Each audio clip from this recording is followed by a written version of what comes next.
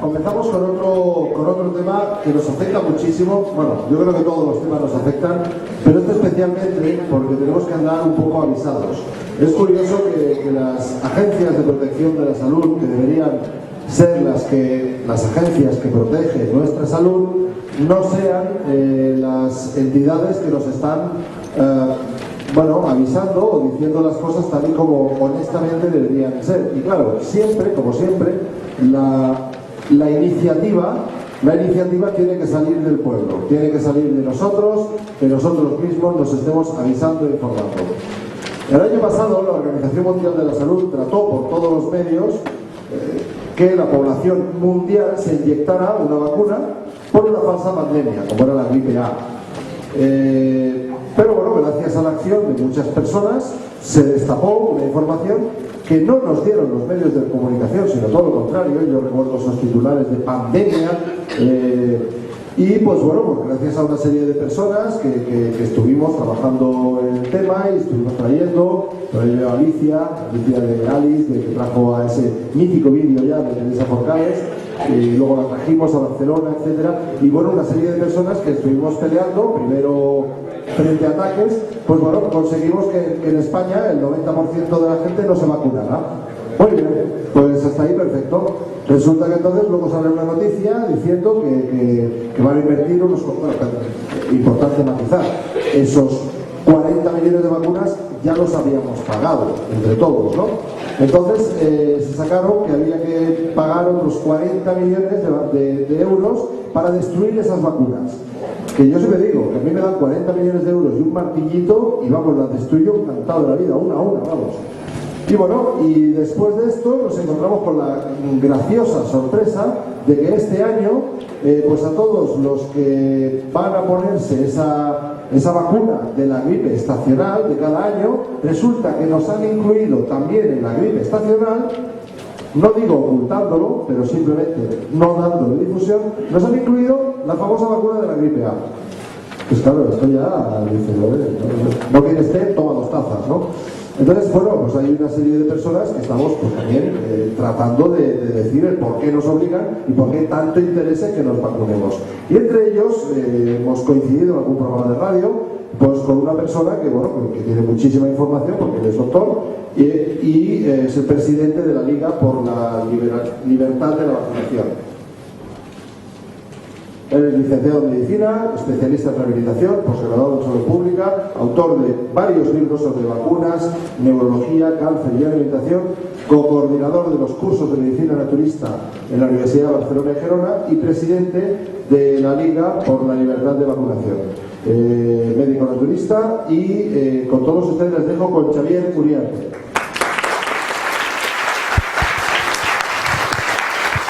Bueno, molt bon dia. Si alguna persona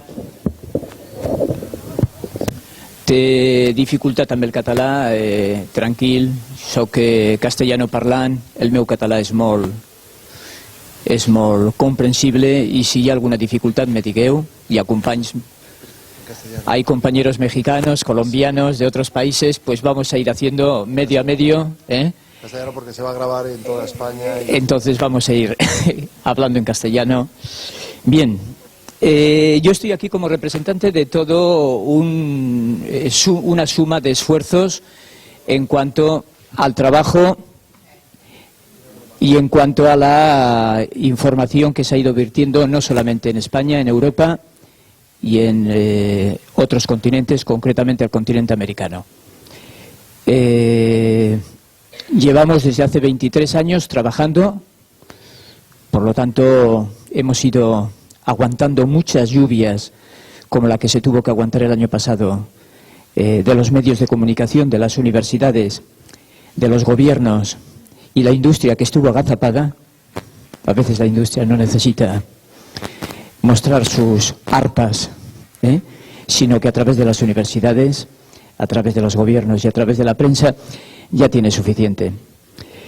Pues bien, nosotros hemos ido aguantando toda la polémica cuando entraron vacunas como la de la meningitis, que dijimos que no, la del triple vírica en el 80, que dijimos que no.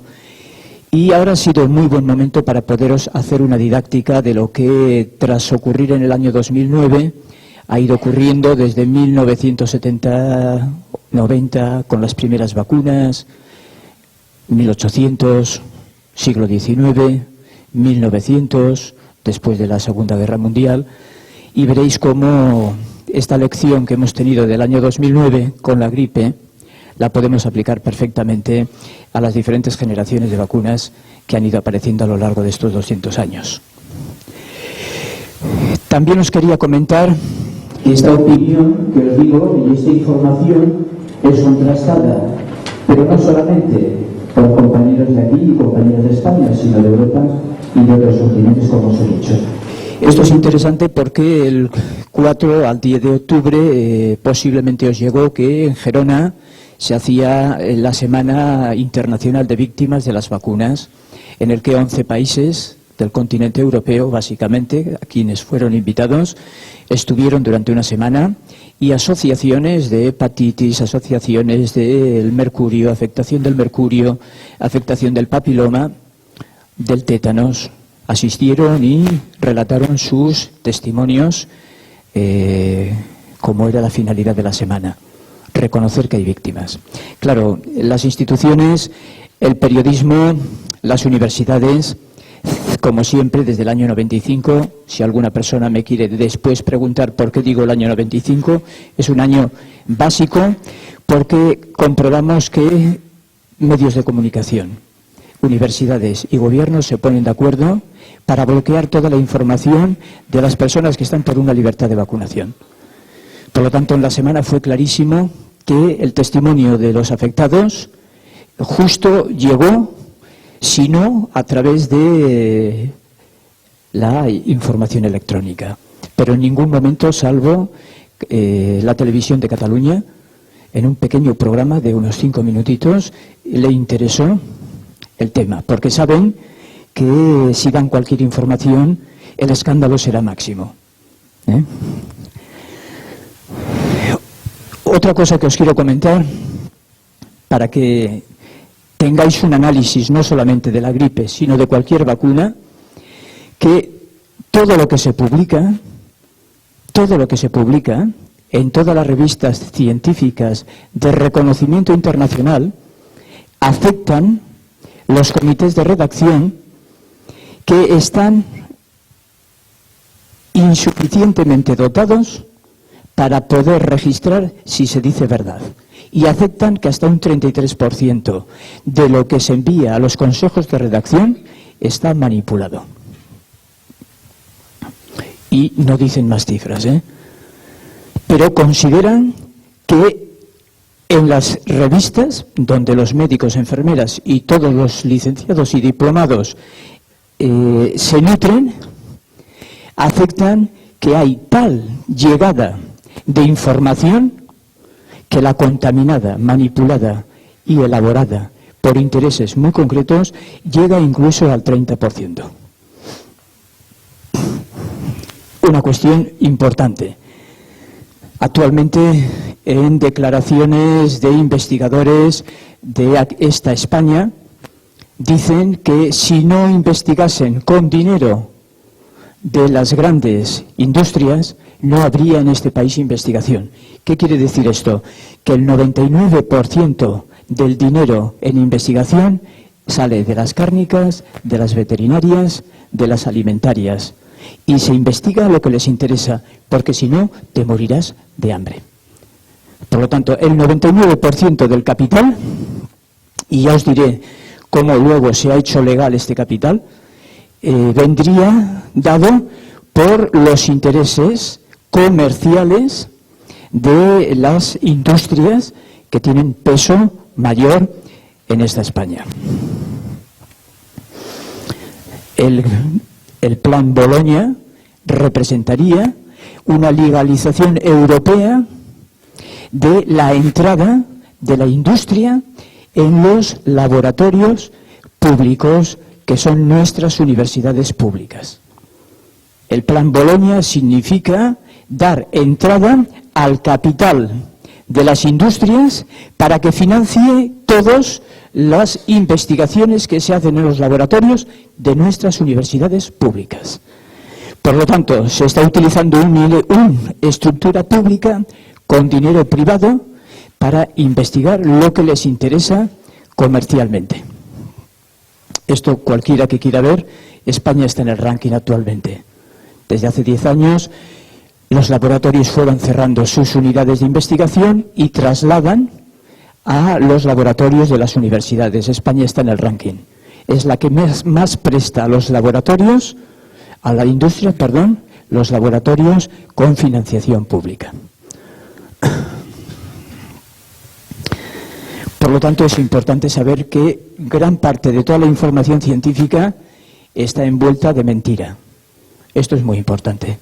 Por lo tanto, lo que lee un médico o la que lee una médico o una licenciada o una diplomada en veterinaria, donde sea, siempre estará financiado el 99% por industria con unos intereses comerciales determinados.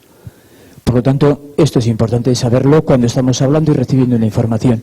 Y evidentemente todas las agencias, todas las televisiones, radios y periódicos y todos los periodistas trabajarán sobre esa información intencionadamente financiada.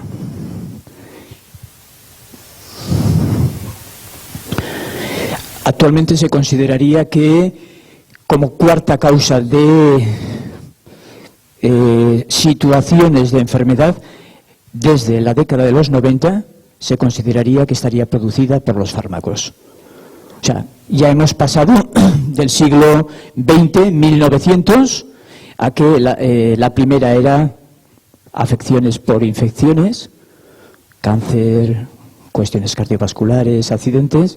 Pues la cuarta en estos momentos pasa infecciones, pasa muy atrás, y la cuarta sería la utilización de fármacos en las sociedades industrializadas o postindustriales. No está diciendo en sociedades preindustriales o en desarrollo. No, no. Está diciendo en sociedades que están viviendo expansión industrial y servicios secundarios y terciarios como son las postindustriales. Los efectos adversos que se publican de cualquier fármaco no llegan a ser, las agencias de farmacovigilancia afirman, no llegan a ser ni el 1% de lo que se produce. O sea, se consideran incompetentes, Los servicios de farmacovigilancia se crean en el año 80, pero se crean para todavía dar más fuerza a la mentira. Te crees protegido, como muy bien decía Miguel, y la realidad es que son desfinanciados. O sea, se quedan en el mínimo de personal para la cantidad de moléculas que están cada año, desde hace 20, 30, 40 años, dispensándose en farmacia. Y por lo tanto son conscientes de que el 1%, si llega, es lo que se declara como adversidad de todos los fármacos que están en funcionamiento. El cálculo nuestro es que en vacunas todavía es menos, 0,1% de lo que se recuye como efecto postvacunal. O sea que es importante, en el momento de leer las cosas, es importante saber en qué marco político estamos, porque claro, dependiendo del juego de los ciudadanos, las presiones nos darán una información o nos darán otra. ¿Alguna pregunta quieren hacerme, por favor, sobre este?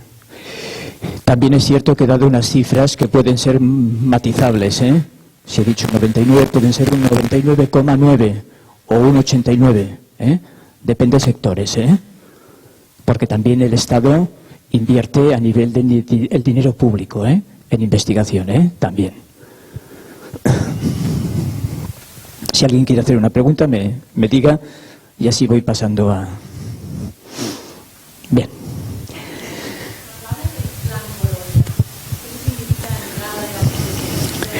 No, ya lo venían haciendo hace 10 años. La industria financia cantidad de programas de investigación y equipos de investigación que orgánicamente pertenecen a las universidades públicas españolas, tanto sus trabajadores como sus laboratorios, estructura física.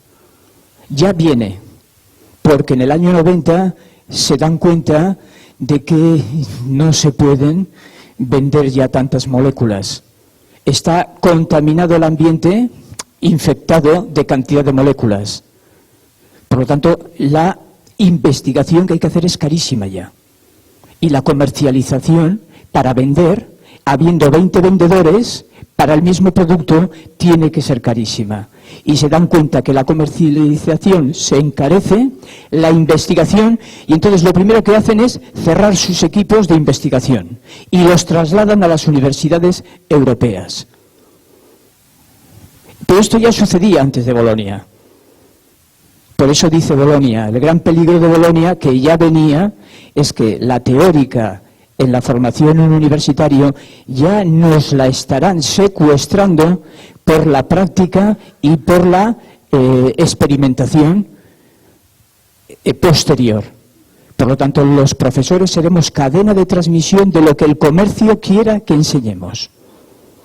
O sea, si no interesa cómo funciona un agua de mar, no te la explicarán cómo funciona la célula ante el agua de mar, pero sí te explicarán cómo funciona la célula ante un antibiótico, un antihistamínico. Ahí sí que te darán un conocimiento de biología manipulado en relación al comercio. ¿Quién será la cadena de transmisión? El profesor, que se da cuenta que está manipulado totalmente.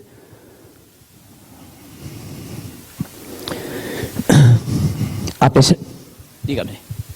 Entonces, los profesionales, en su caso, está muy claro, ¿no? Pero los miles de profesionales que hay, ¿ellos tienen conciencia de esto que usted está diciendo? No, únicamente le puedo decir que una de nuestras amigas que está en Vallebrón, pues se digna a publicar en el año 2009 sobre vacunas a través de la financiación de laboratorios. Y lo tienen como muy normal. Es que gracias a los laboratorios podemos publicar. Y lo hacen con toda normalidad. Sí, es una epidemióloga en vacunología que habla pues de las sectas. Y entre ellas incluye la Asociación por la Libertad de Vacunación.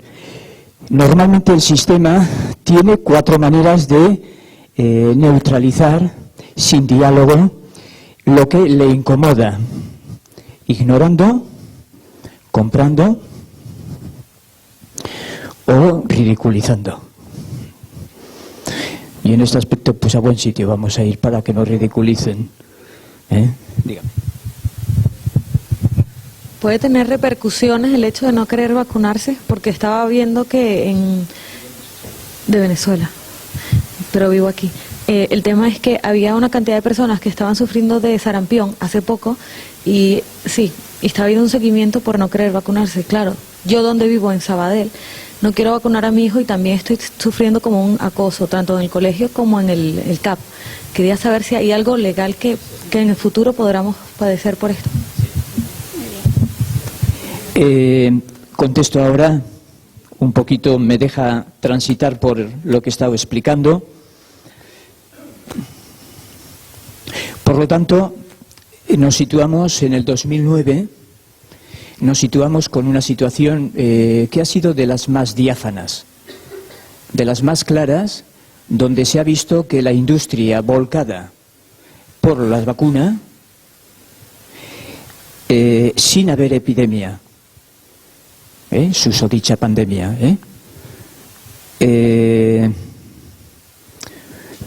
cambiando toda la legislación. Porque en julio, ustedes conocen que la monarquía, incluso, estando en Indonesia, firma un documento en el que aceptan por primera vez la inmunidad jurídica. O sea, increíble que la industria acelerada, porque sabe que va a producir efectos por la composición de la vacuna, va a producir efectos por cómo la potencian, por cómo la componen, por la experimentación. Pues entonces se dedica, evidentemente con muy buenas influencias como tiene, se dedica a que todas las autoridades y los entes firmen un acuerdo mundial en que, por bien social mayor, cualquier efecto adverso que surja no tendrá ninguna responsabilidad la industria. O sea, por primera vez, o sea, tienen la jeta sobre elementos tan fluidos, tan movibles, tan dudosos como es este producto, en que saben perfectamente que lo están sacando sin las condiciones necesarias, porque pesan otras condiciones que Miguel ya las ha explicado y que ustedes las conocen bien y que yo no las voy a explicar, porque ya están suficiente y mejor que yo las pueda explicar. Están explicadas, pero sin embargo sí me interesa saber que aceptan por primera vez cambiar el concepto de pandemia y aceptan por primera vez cambiar bajo la manga el concepto de inmunidad jurídica.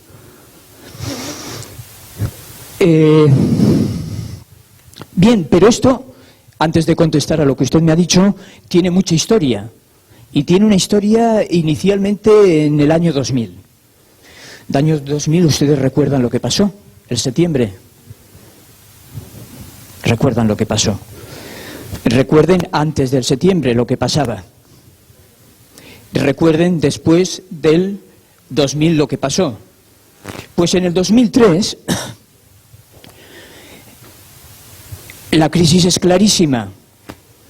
La crisis que se viene venir es clarísima. Y entonces en ese momento se crea el pronóstico de neumonía típica, en que China entra en medio de todo este follón sin vérselas ni tenerlas, porque no es el foco China, porque además no hay epidemia de neumonía típica. Las personas que morimos y que sufrimos la neumonía eran las que eran, sin haber sido nunca epidemia, y además se confirma que no hay, al año siguiente, se confirma que no hay aquella pandemia ni aquella epidemia que se pronosticaba. De nuevo, intento 2005. Ahora parece ser que las aves han hecho una gripe aviar. Pronóstico, morirán como la gripe española, 18, morirán millones de personas. Nada, de nada, de nada. El comportamiento de esa gripe aviaria es la que ha sido y la que es, ni más ni menos. Pero sí consiguen, unos medicamentos que estaban parados, los antivirales, consiguen poner en funcionamiento la producción y la venta. Y consiguen que en embarazadas, por primera vez, que es una contraindicación mayor, o sea, se la pasan por debajo, pueda estar indicado la gripe estacional, la vacunación de la gripe estacional. O sea, ¿qué es lo que me dicen a veces? Pero bueno, ¿cómo es posible que hagan corolarios? O sea, hagan una descripción de la situación y luego la conclusión sea totalmente contraria a lo que se está diciendo. O sea, este lenguaje de lo que va a pasar, de lo que se inventa, es lo que en un momento determinado hace que la producción, evidentemente, aumente, se compren, luego no se saben qué se harán con ellos, Se gastarán, se consumirán o se retendrán. Y en el 2009 se hace una masiva información, como comentábamos, en este momento le cae a México. Le cae a México por una serie de razones, las que sean. Ni la gente de México puede bloquear ni saber lo que está pasando en México, porque son las agencias realmente las que están emitiendo la información. Dígame. Una pregunta. Este círculo del cual usted habla, este círculo del cual usted nos ha explicado también de industria, medicina y experimentación, que parece ser que cuando hay algún problema de demasiada gente enferma y hay demasiado gasto de dinero, digamos, ¿hacia qué gran objetivo van? Porque están experimentando. Pero esto, digamos, debe perseguir un gran objetivo. ¿Puede hablar usted de eso? No sé si soy capaz de responderle, pero ahora le hablaré. Dígame. Hola, lo que quería decir, el año pasado, la pandemia esta de la gripe A, el conocido y sorprendente medicamento Tamiflu, la patente era de un laboratorio farmacéutico que quien tenía muchas acciones o la mayoría de acciones de ese laboratorio era un componente del gobierno de George Bush, así como de otras medicinas que también han sido muy famosas y tal y cual. ¿Eso qué quiere decir que se busca? Pues simplemente que esa gente lo único que quiere es corroborar o decir, mira, hay una enfermedad súper grande, comprar todos mi medicamento, en vez de hacer el medicamento gratuitamente como otros que hacen para países pobres o etcétera, etcétera, ¿verdad?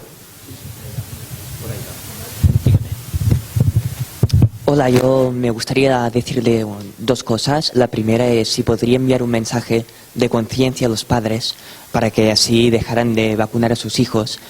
Y la segunda, si esto de la vacunación tiene alguna relación con los planes de eutanasia relacionados con el nuevo orden mundial. Muchas gracias. Claro, no sé si podré ir contestando todas las preguntas, pero lo intentaré. Si me dejáis ir desarrollando, iré contestando las preguntas. Entonces,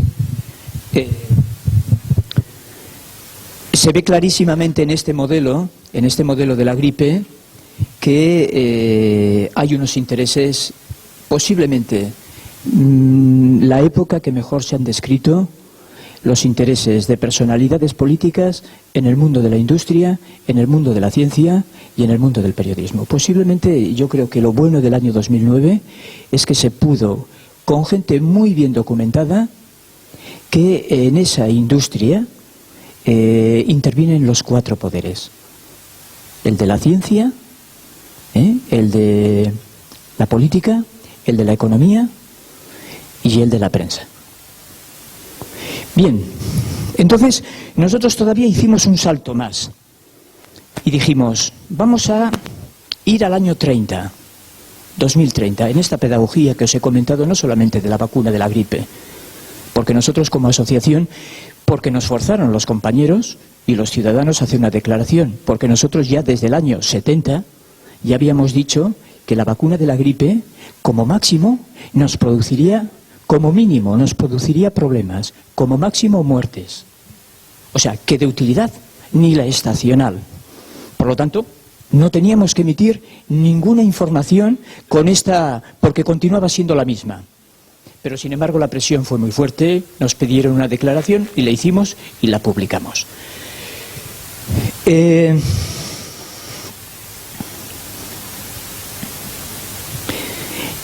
¿Qué conllevó, como comentábamos, esta reflexión el año 30? Pues el año 2030 nuestros hijos, nuestras hijas, irán a las anales de la información y se encontrarán a los anales, a la búsqueda, cuando hagan un trabajo de segundo de bachiller, cuando vayan a la universidad, cuando lean ese libro de ciencias naturales, de cuarto, de quinto, de ESO, encontrarán que pandemia 2030, figuraros, primera información, 2030, pandemia de gripe A 2009, aplicación de la vacuna de la gripe A y utilización de antivirales como manera de resolver la gripe A y las gripes a partir de ese momento. Y esa será la información oficial. Me diréis, ¿por qué? Figuraros, si coetáneos nosotros de un fenómeno nos venden la moto, viviendo ese fenómeno. La prensa es capaz, los políticos es capaz, la universidad son capaces y los economistas son capaces de decirnos todavía, flagrantemente, que a pesar de que no ha habido pandemia, ha habido pandemia. Eso es lo primero que pasará escrito, porque ya sabéis qué pasa con los libros. Los editan los vencedores. Y ya sabéis quién accede a las páginas electrónicas primeras. La industria. Si quieres llegar a las 10.000, tendrás que pasarte 3 o 4 días, o incluso la tendrás que pagar. Pero si quieres tener la primera información, la industria te la pondrá.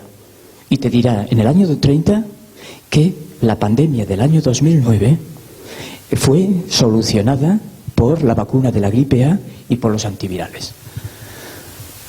Por lo tanto, nosotros que llevábamos ya 23 años investigando las meningococos, varicelas, estreptococos, difterias, y nos costó 10 años ir a las fuentes españolas de epidemiología y de demografía para ver qué había pasado con la población española y la introducción de vacunas, llegamos a la conclusión de que no había ninguna vacuna desde el año 1900 a 1980 que había influido en el comportamiento de la epidemia y que la epidemia había cambiado su comportamiento anterior a la introducción y a la masificación de las vacunas. Por lo tanto, aquí les dejo una reflexión.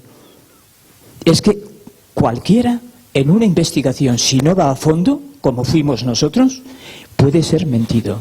La información se le puede meter en la carpeta que quieras. Y nadie puede dedicar 10 años a una investigación, evidentemente. Evidentemente. Por lo tanto, que sepan que esta historia del año 2009 nos sirve para entender la vacuna del meningococo, de la hemófilos, de la varicela, del neumococo del 2000, del 1980, sarampión, rubeola, paperas, que podemos estar rayando, que posiblemente lo único que pueden hacer estas vacunas es producir enfermedades y muertes, pero ningún beneficio. Por lo tanto, alarguen esta didáctica que han hecho ustedes sobre la gripe y la alarguen tranquilamente, sin prisa, pero la vayan alargando a otras vacunas también. En base a esto es importante saber que en España no hay ninguna obligación. Le diría incluso que en Venezuela, porque hemos hecho el análisis de Bolivia, ni habría obligación.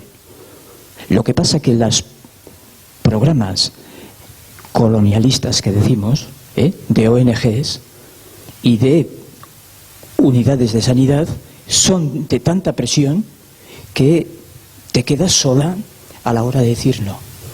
Pero incluso a la ley de la Constitución venezolana y boliviana, como de la española que hemos hecho el estudio, no hay ninguna obligación. Todo es presión que se ejerce sobre los individuos de sanidad, la prensa. Y entonces, con el tema de... Ha sido interesante lo de Granada que me ha comentado, porque les quería comentar que sí, que en Granada hace unos días, en un colegio, pues han aparecido 36 personas con sarampión. El sarampión, hay 300 personas al año en toda España. Tampoco que no nos vengan a meter muchos líos, porque son 300 personas que las padecemos, no las padecemos más. Y de estas 300 personas, incluso ninguna morimos.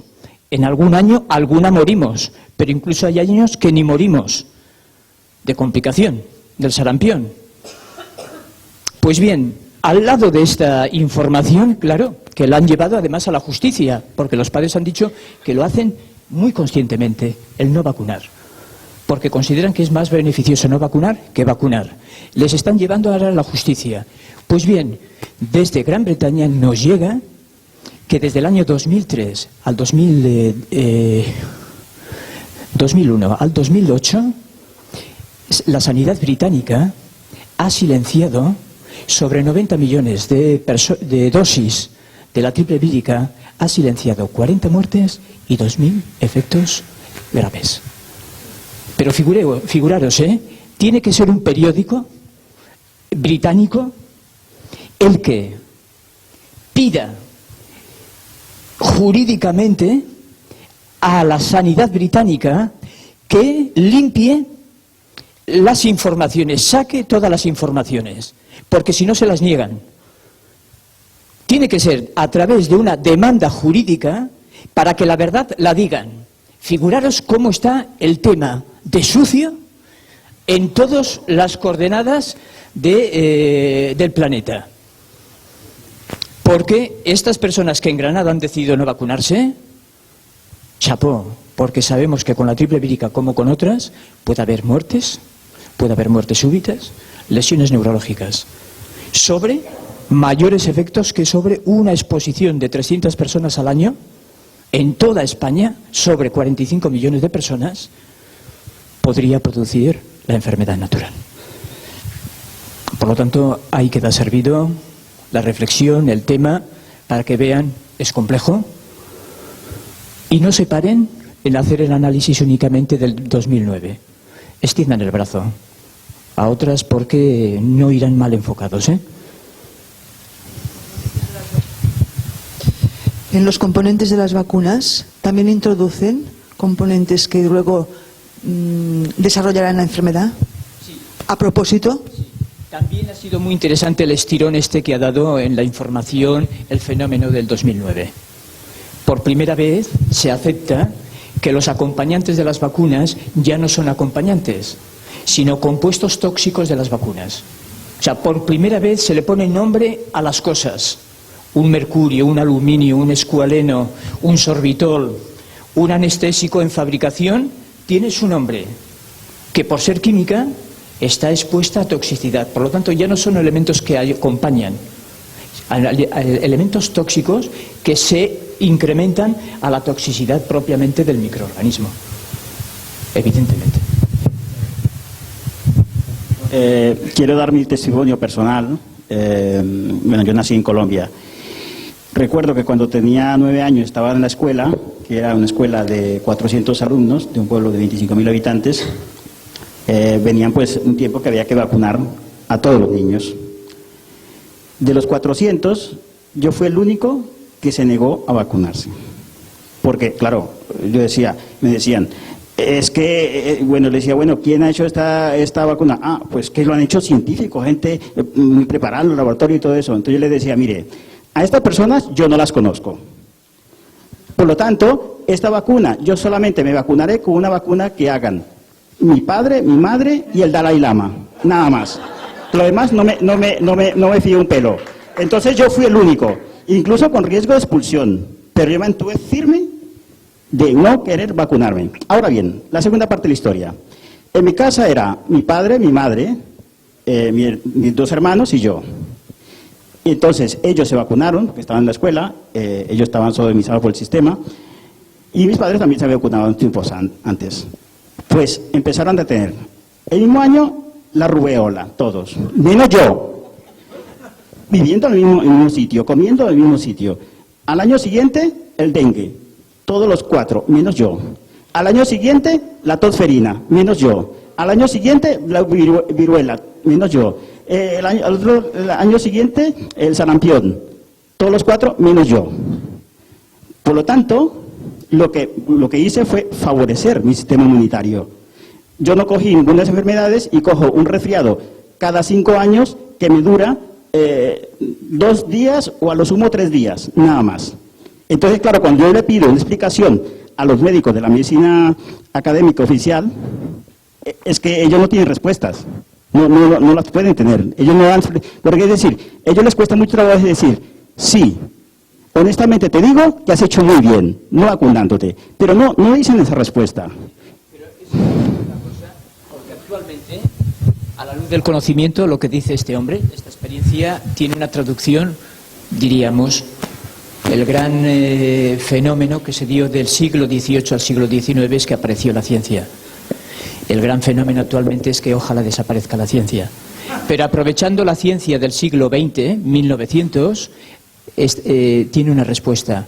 Una de las posibilidades de las vacunas, primero es sensibilizar a las personas, sensibilizar su terreno, por lo tanto abrir terrenos de mayor reactividad. En segundo lugar, disminuir la capacidad inmunitaria, porque la vacuna se caracteriza porque ella misma genera anticuerpos durante tiempo.